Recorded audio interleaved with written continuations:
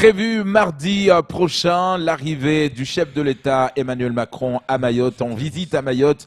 Et oui, forcément, tout le monde se mobilise, la population, les collectifs, les collectivités, les élus, mais également les médias. Et pour en parler ce matin, puisque Kwezi Télévision, Kwezi FM, toute l'équipe se mobilise également. Qu'est-ce que va être fait? Comment s'organise cette visite présidentielle? On va en parler tout de suite avec Pierre Bellucci, le rédacteur en chef de Kwezi, qui est avec nous. Pierre, bonjour. Bonjour Camar, bonjour Léo. Bonjour à tous. Alors on le disait justement, c'est vrai que c'est pas tous les jours que nous recevons un président de la République à Mayotte. Et quand on a la chance, forcément, Kwezi aussi se mobilise. Oui, on sait que le président de la République vient et qu'il ne reviendra sûrement pas avant la fin de son mandat en 2022. Donc forcément, c'est un moment important aussi pour les Mahorais qui l'attendent de pied ferme, on le sait, les collectifs, mais aussi toute la société civile. Donc forcément, nous aussi, on doit se mettre au diapason et on doit effectivement permettre à la population de suivre au plus près ce qui va se passer ce mardi 22 octobre. Donc un dispositif exceptionnel qu'on va mettre en place pour essayer vraiment de suivre toute la journée les différentes séquences que le président va faire, donc notamment celle dès l'aéroport. On aura des consultants qui seront sur place. On sera également en direct lorsqu'il va faire son discours prévu boulevard Andrian Souli. Ensuite, il sera à la mairie de Mamoudzou. On sera également présent avec des consultants. Tout au long de la journée, la séquence immigration, notamment du côté du nord de l'île, à Amjago, on sera encore sur place et on essaiera, voilà, tout au long de la journée de faire des directs par Skype et on aura forcément aussi des moments où on fera des directs où vraiment tous les téléspectateurs pourront suivre les discours et le président comme s'ils étaient auprès de lui. Alors quelle sera, si je peux dire, les nouveautés pour cette visite, parce que c'est vrai que c'est pas la première visite, bien évidemment. On a suivi pas mal de personnalités et de gouvernements, mais là cette fois-ci, qu'est-ce qui va changer dans le dispositif de Kwezi? Déjà, cette visite revêt un caractère un peu exceptionnel parce que c'est la première fois qu'un président va dormir sur l'île. Et ça, c'est quand même quelque chose de particulier. Oui. Il fait cet effort-là de dire je vais rester avec vous durant une nuit. C'était jamais arrivé. Donc les trois autres présidents qui étaient venus en exercice, François Hollande, Nicolas Sarkozy et Jacques Chirac ne l'avaient pas fait. Lui le fera. Il va aussi aller aux îles Glorieuses. C'est une visite exceptionnelle à tous les niveaux parce qu'effectivement, il y a aussi un dispositif exceptionnel qui va être mis en place dans un contexte un peu particulier, on se souvient de la grève générale. Donc forcément, nous, on a voulu aussi être en adéquation finalement avec ce caractère exceptionnel. Et ça passait notamment par un direct, et c'est ça la grande nouveauté, un direct de 6h à 19h30. Donc dès notre prise de direct de la matinale à 6h, on continuera en fil rouge toute la journée en non-stop jusqu'à 19h30, la fin du journal télévisé. Donc c'est là où c'est exceptionnel. Et puis aussi, c'est le fait qu'on sera vraiment en direct sur les différentes séquences. Justement, est-ce qu'on sait maintenant quelles seront ces différentes séquences? Alors oui, on y voit un petit peu plus clair. Là où on ne sait pas vraiment, c'est surtout le mercredi matin. C'est vrai qu'on sait qu'il y avait cette séquence sur la pêche qui a été un petit peu compliquée à mettre en place. Finalement, ces conseillers se sont dit c'est pas forcément une bonne chose. Il y a un petit peu des conflits autour notamment du four à chaud, des pêcheurs de petites terres. Donc pour l'instant, le mercredi matin reste un peu flou. Alors, j'ai eu une information ce matin. Apparemment, il part à 9h30 parce qu'il va justement aux îles Glorieuses avant d'aller à la Réunion. Vous l'attendiez à 15h30. C'est effectivement ce qui se tramait. Depuis qu'on sait qu'il va aux îles Glorieuses, il y a de fortes chances pour que justement le mercredi matin, il quitte Mayotte un petit peu plus tôt. C'était prévu aux alentours de midi pour se rendre aux îles Glorieuses avant d'aller à la Réunion. C'est pour ça. Et comme il a donc avancé son départ pour aller aux Glorieuses avant, il a attendu vers 15h30 à la Réunion. Et il veut vraiment rencontrer les gens aux îles Glorieuses pour faire un stop and go. C'est à 40 minutes d'ici en avion. Avec notamment effectivement Madagascar et on le sait, cette question autour des Glorieuses. La question de rendre les îles Glorieuses à Madagascar, c'est important et c'est la première fois qu'un président y va aux îles Glorieuses. Effectivement, donc c'est aussi voilà, un moment important de son voyage présidentiel qui va durer 3 jours. Ce passage par les îles Glorieuses était important. On ne le savait pas, c'est vrai que ça s'est décidé et ça vient d'être confirmé là dans les dernières heures.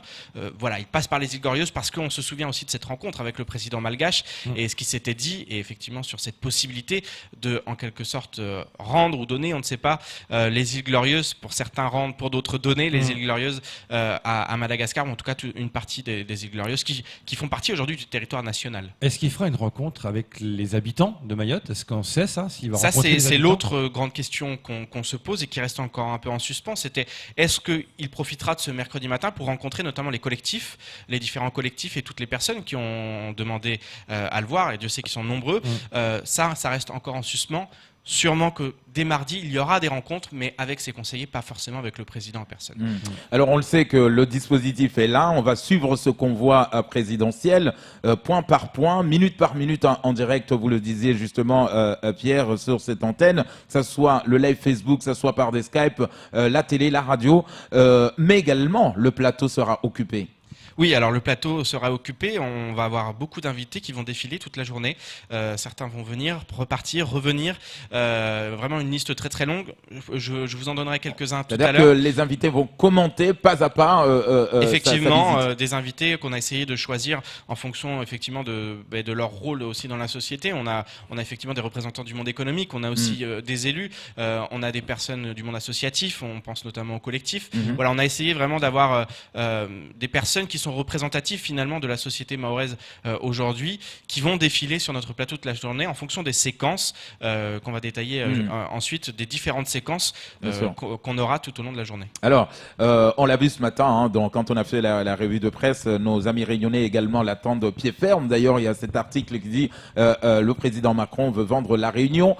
À Mayotte, on le sait que beaucoup de personnalités du gouvernement, peu importe leur statut, n'ont pas forcément été accueillis avec des colliers de fleurs. Oui, alors disons que ça, on remarque un changement de ton. Ouais. C'est finalement relativement récent, Camar, ce changement de ton.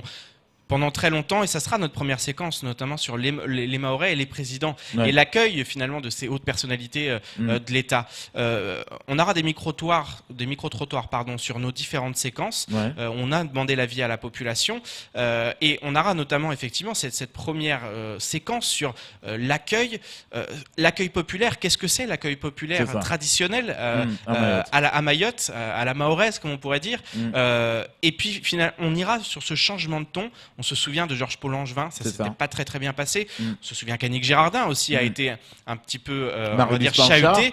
Oui, et puis on pense aussi à Erika Baretz, qui aussi avait connu des altercations. Donc on voit ce changement de ton qui va finalement avec une colère grandissante de la population. Et ça, c'est important parce que finalement, cet accueil, on se demande aujourd'hui ce qu'il sera. Est-ce que effectivement, ça sera un accueil populaire en grande pompe, ou alors est-ce qu'on aura dès l'aéroport déjà des personnes qui seront là avec des pancartes pour dire on est en colère et on en a marre. Parce qu'on a pu le voir quand on a parlé de Jacques Chirac l'autre jour, quand il était venu en 2001, c'était la ferveur, c'était des banderoles, mais bienvenue, c'était un accueil chaleureux, il n'y avait aucun véhémence contre le président. Et là aussi, il y a un changement de ton. Hein. On sent que ce sera pas probablement le même accueil, alors que voilà, c'est le président qui arrive, et on sent qu'il y aura un changement là aussi.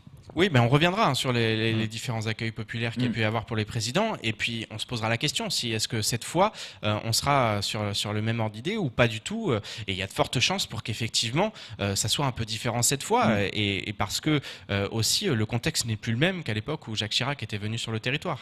Les colères sont tout autres, les problématiques se sont accumulées, se sont creusées même, effectivement, donc aujourd'hui c'est plus du tout la même situation. Alors c'est vrai que le collectif qui était venu sur ce plateau, notamment Estelle Youssouffa, qui disait on va pas trahir notre hospitalité, notre façon d'accueillir, mais ça ne veut pas dire qu'on va l'accueillir avec un grand sourire jusque-là. Et en même temps, on disait les 30 ans du combat de Mayotte pour qu'on accepte le Mahorais comme étant un Français à part entière, c'est une page qui se tourne. Maintenant, on veut les droits et les avantages et l'égalité. Donc, est-ce que c'était prévisible de voir que oui, c'est quand même une chance d'avoir un président sur les territoires, mais on le voit déjà dans les ressentis de la population que c'est pas non plus la joie.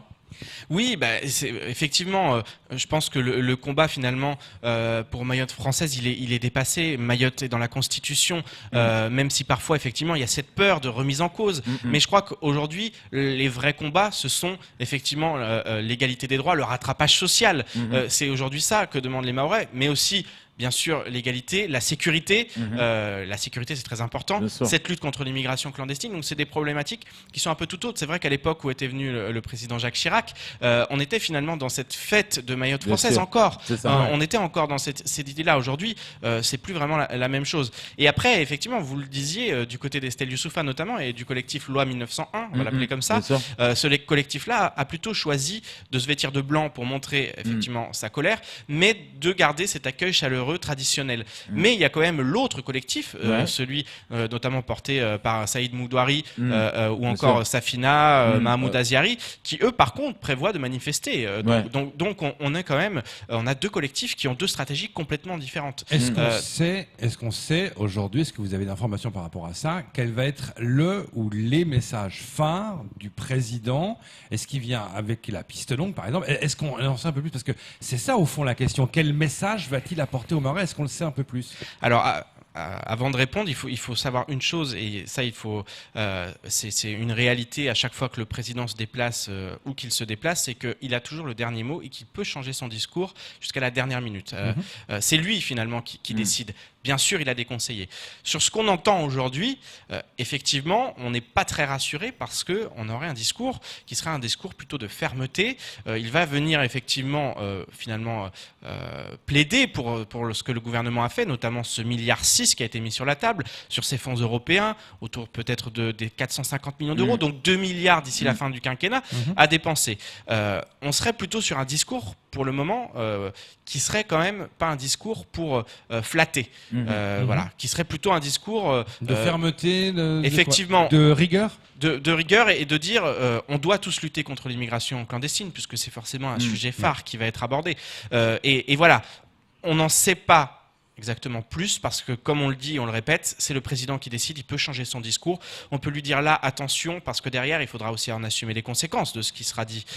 Donc aussi effectivement ses conseillers peuvent lui dire il faut peut-être plus dire ça ou plus dire ça. Et puis aussi c'est un très bon communicant Emmanuel Macron. Donc de toute façon les messages seront passés, mais seront passés avec beaucoup de subtilité comme il sait le faire et comme il le fait toujours. Voilà. On sait que pour le moment son discours risque de ne pas plaire à tout le monde, notamment sur la piste longue. Et on aura une séquence, bien entendu, dans notre direct de toute la journée, sur la piste longue, avec l'avis de la population. Faut-il une piste longue? Faut-il un aéroport en grande terre? C'est aussi des questions aujourd'hui qu'on se pose. Donc on aura effectivement tous ces sujets qui seront abordés, notamment cette question de la piste longue. Et dès l'aéroport, c'est une question qui devrait revenir. Donc dès notre direct, ensuite avec nos invités et puis avec les chroniqueurs, on parlera. Est-ce qu'il l'a annoncé, oui ou non? Pour l'instant, sur les dernières informations, alors que nous-mêmes, on a été les premiers à dire qu'il l'annoncerait, ça semble aussi un peu plus compliqué. Et on serait sur le fait aussi qu'il serait plus à mettre l'accent sur le logement et les constructions de logements sociaux. Sur la question sociale, qui est une vraie question, au-delà du rattrapage, les problématiques de logement, tout ça. Maintenant, effectivement, il y a aussi ce qu'attendent les Mahorais. Et les Mahorais, ils n'attendent pas uniquement des logements sociaux, très loin de là. Donc, on va bien voir ce qu'il en est. Mais c'est vrai que pour l'instant, et ça génère même des inquiétudes à Mayotte, au niveau des personnes qui représentent l'État, et qui se disent attention, parce qu'il ne faut pas qu'ils nous laissent derrière, effectivement, une île à feu et à sang, entre guillemets, parce que effectivement son discours ne colle pas du tout aux réalités et à la colère qui aujourd'hui est de plus en plus prégnante sur le territoire. Alors Pierre, le dispositif de Kwezi depuis l'aéroport, vous le disiez tout à l'heure, c'est vrai qu'on va essayer de voir, d'être curieux de voir comment cet accueil va être fait, mais séquence par séquence, on sait qu'une fois qu'il a quitté l'aéroport, après bon, on a entendu peut-être le CHM, peut-être pas, on ne sait pas encore, on aura les détails lundi, mais quand il arrive à Mamoudzou, est-ce que chaque point a un sujet, une thématique différent? Oui, bien sûr, parce que finalement Mamoudzou, ça va être le grand discours de sa visite officielle, puisqu'après il y aura des séquences, notamment à la mairie, du côté d'Amjago, puis il y aura une conférence de presse qui sera un moment important, on y reviendra, mais là ça va être la vraie prise de parole où il va s'adresser directement aux Mahorais, à la population. Donc ça va être un moment important et forcément on reviendra sur les différents discours aussi des anciens présidents qui sont venus à Mayotte. C'est aussi un moment important, les messages politiques qui ont été délivrés à l'occasion effectivement de ces visites officielles. Et puis on reviendra à ce moment-là aussi sur les engagements qui ont été pris, puisqu'il en parlera forcément, depuis la grève 2018. Donc on reviendra sur la grève et puis les différents engagements. Il y a aussi eu les assises des Outre-mer avec notamment ce livre bleu, le contrat de convergence, le plan pour l'avenir de Mayotte. Il y a eu toutes ces choses qui se sont succédées finalement depuis la grève générale. Donc on reviendra sur tout ça au moment de ce discours, parce que forcément ça fera partie de cette prise de parole. Et puis on parlera aussi des collectifs et de leurs différentes positions aujourd'hui par rapport à la fois aux annonces qui ont été faites, mais aussi à la politique qui est mise en place actuellement. Alors on le sait que tout l'itinéraire qui va faire Emmanuel Macron, juste pour rigoler, c'est vrai que les collectifs disaient il va aller là où il y a ses amis, notamment la mairie de Mamoudzou et dans le nord. Mais là, Pierre, où ça va être intéressant, c'est cette conférence de presse où finalement il sera en contact direct, il est obligé de répondre aux questions des journalistes. Et là, c'est très important parce qu'on a envie de lui poser des questions que les Mahorais attendent aujourd'hui. Oui, alors normalement, il devrait y avoir plusieurs moments où il répondra à des questions un peu à la volée, comme ça se fait de manière générale. Après, il faut savoir qu'il aura des dizaines de journalistes qui viennent de la France et du monde entier et qui seront là. Et effectivement, ça va être très compliqué aussi pour nous, localement, dans cette foule de journalistes. Donc, il a l'habitude de le faire, il répondra à des questions à la volée, mais effectivement, cette conférence de presse qui va avoir lieu, notamment au collège de Mtsamboro, ça va être un moment important puisque ça va être sûrement le seul moment où finalement il sera pas dans l'improvisation, parce que bien entendu il sera préparé, mais il devra répondre du tac au tac. Donc forcément, ça sera un moment. Ça, hein. Mais il aime bien cet exercice-là. Effectivement, c'est d'ailleurs pour ça qu'il l'accepte, puisqu'il l'a accepté. Il aime cet exercice-là. C'est un exercice dans lequel qu'il affectionne particulièrement et dans lequel en général il brille. Donc il veut se prêter à ce jeu-là. À Mayotte, c'est quand même particulier. C'est pour ça qu'effectivement, ça va être très intéressant parce que il risque d'y avoir des questions et les journalistes aussi les préparent, qui ne vont pas plaire. Et les réponses seront scrutées. C'est aussi ça. La population va scruter chacun des mots du président plus que n'importe quel autre président ou n'importe quel autre ministre qui est venu à Mayotte avant ce mois d'octobre 2019. Mais ce qui est bien, c'est que la conférence de presse aura lieu à la fin de la journée.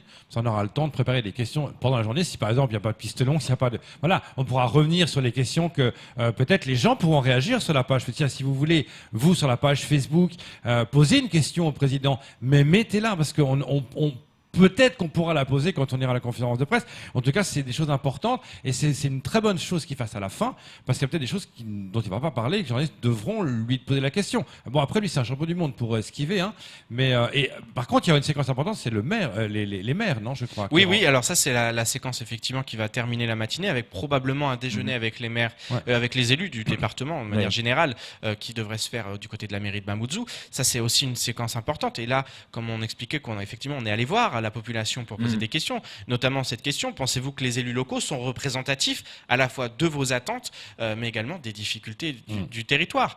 Ça, c'est aussi des questions qu'on est allé poser à la population. C'est une séquence qui est importante parce qu'on sait que aussi Emmanuel Macron aime aller à la rencontre des élus locaux, notamment des maires qui, pour eux, sont le premier relais finalement entre effectivement l'État et la population dans cette démocratie participative qu'il aimerait installer en France, même si pour l'instant c'est un petit peu compliqué. Donc ça sera un passage aussi important pour lui, pour son discours, pour effectivement le discours qu'il va leur délivrer. On sait qu'il y a eu aussi des avancées, notamment sur cette dotation globale de fonctionnement. Ça, c'est aussi quelque chose d'important, c'était réclamé. Enfin, Mayotte va être au niveau national, même meilleur que certaines communes de France. Donc ça, c'est vraiment un discours positif, forcément, qu'il va délivrer au maire. Donc ça va être quelque chose d'important. Puis aussi dans un contexte général où on parle beaucoup de recentralisation des pouvoirs de l'État. Donc j'imagine que les maires vont aussi avoir pas mal de questions. Donc on se penchera de près sur cette séquence à la mairie de Mamoudzou avec les élus. D'ailleurs, on recevra plusieurs élus tout au long de la journée. On pense à Bakary Boto, le premier adjoint au maire de Mamoudzou, qui devrait effectivement nous rendre visite. On dira peut-être quelques invités après. Voilà, donc oui, effectivement, c'est aussi une séquence très très importante avec finalement les représentants de la population. Alors c'est vrai qu'il y a un peu un regret qu'on a entendu également auprès de la population. Le président ne va pas dans la maison du département, ne va pas rencontrer le conseil, le président du conseil départemental, c'est quand même regrettable. Oui, alors il ne sera pas très très loin à la mairie, les élus départementaux seront invités, mais c'est vrai on se disait plutôt que la logique Bien aurait sûr. voulu qu'il soit à l'hôtel du département, au conseil départemental, aussi par rapport on le sait, à 2011 aussi, à ce que représente aujourd'hui cette institution, ce bâtiment. Et effectivement, il a fait le choix de la mairie. Certains diront c'est plutôt politique parce qu'effectivement, il a des amis du côté de la mairie de Mamoudzou. Bon, voilà. Après, effectivement, reste de un toute choix. façon, c'est un choix. Il fallait faire deux choix. Il y a aussi la question de la sécurité qu'il faut pas oublier, qui a aussi pesé énormément sur les choix qui ont été faits par, Oui, parce qu'il faut savoir par ces que- préfigurateurs dont on avait On a parlé, ouais, justement. énormément. Ils viennent avant, ils sont venus avant pour chaque endroit où le président va s'arrêter. Tout est prêt, tout est calé. Question sécurité, il peut pas aller de n'importe où et peut-être qu'au conseil départemental, il n'y a pas assez de sécurité. Effectivement. C'est aussi, C'est pour ça aussi Est-ce- qu'Amjago, et ça me permet aussi de parler avant de nous quitter de la séquence sur l'immigration, qui sera peut-être celle qui sera le plus scrutée parce qu'on ne sait pas exactement ce qu'il va faire. Est-ce qu'il ira à l'îlot Mtsamboro, effectivement, justement, avec les gendarmes, avec le dispositif Chikandra? Est-ce que, au contraire, il sera plutôt sur un discours qu'il va porter dans le nord de l'île? On sait aussi que les communes du nord sont des communes qui votent de plus en plus Rassemblement National, qui historiquement déjà. Bien sûr. Donc là aussi, on peut se dire que s'il va là-bas, c'est pas pour rien, c'est parce que là-bas l'immigration fait partie des préoccupations Bien sûr. premières de la population. Donc ça sera aussi une séquence très très importante qu'on va suivre vraiment de très très près parce que le président sera très attendu. et ça risque de bouger. Avant aussi. de vous poser une dernière question, Pierre, est-ce qu'on sait parmi nos invités qui vont venir mardi, on sait qu'il y a des pro-Macron, hein, donc il y a ses amis, comme le disait le collectif, mais est-ce qu'il y a des gens qui sont contre parmi les invités, qui sont contre la politique d'Emmanuel Macron vis-à-vis de Mayotte? Ah oui, puisqu'on aura notamment les collectifs, on pense à Estelle Youssoufa, on pense à Safina, effectivement, qui sera présente. On aura aussi Rivaux, par exemple, qui n'est pas forcément spécialement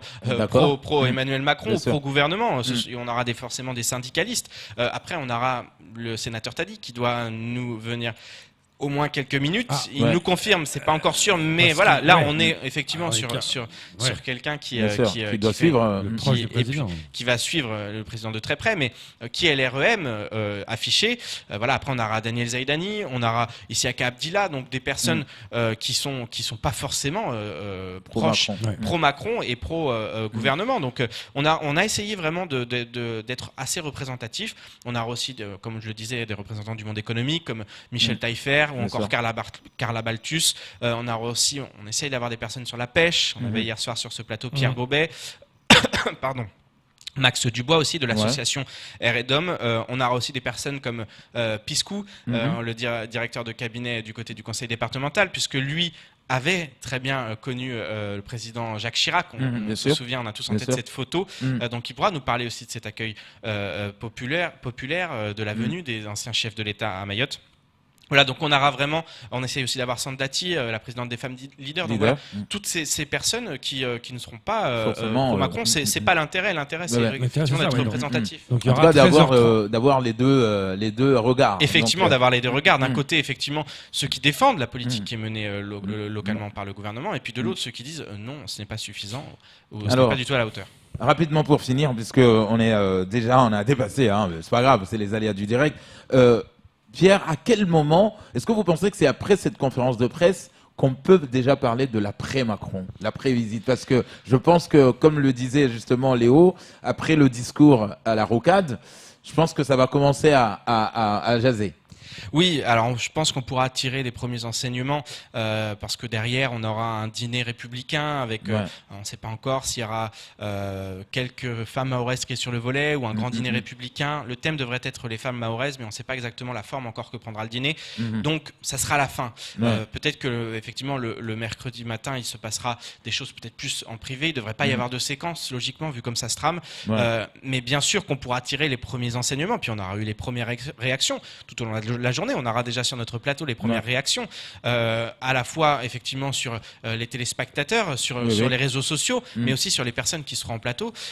Donc bien sûr qu'on pourra tirer un premier bilan et déjà on commencera un petit peu à voir l'état d'esprit des Mahorais après cette visite présidentielle. Est-ce qu'il a convaincu Emmanuel Macron ou est-ce qu'au contraire il a déçu, voire accentué la colère? Dernière question. Est-ce qu'on sait quels sont les ministres, parce qu'il ne va pas tout seul? Est-ce qu'on sait les ministres qui seront avec lui? Alors pour l'instant, on ne sait pas. On avait effectivement, on connaît ceux qui effectivement iront à la Réunion. On pensait que ce seraient les mêmes. Finalement, ça ne devrait pas être les mêmes. On pense notamment au ministre de l'Agriculture qui ne devrait pas venir à Mayotte, qui est attendu du côté de la Réunion, qui aurait pu venir. Mais on sait qu'Annick Girardin, bien entendu, sera présente. Ça, c'est une évidence. Mais pour le reste, il pourrait y avoir donc ils pourraient prendre un vol commercial, les ministres, et ne pas être dans le Concorde du président de la République. Comme on voit que le déplacement présidentiel, c'est sacrément compliqué. Quand Très compliqué, d'ailleurs, notamment en termes d'hôtel, parce que jusqu'à aujourd'hui, on ne sait pas trop comment on va loger toutes ces personnes. Dans les écoles. En tout cas, voilà, on vous rappelle que ça sera dès mardi, dès 6h. Donc, l'antenne sera consacrée à cette visite présidentielle spéciale Emmanuel Macron. Ne ratez pas le rendez-vous le 22. Merci de nous avoir suivis. C'était tout pour ce temps de parole.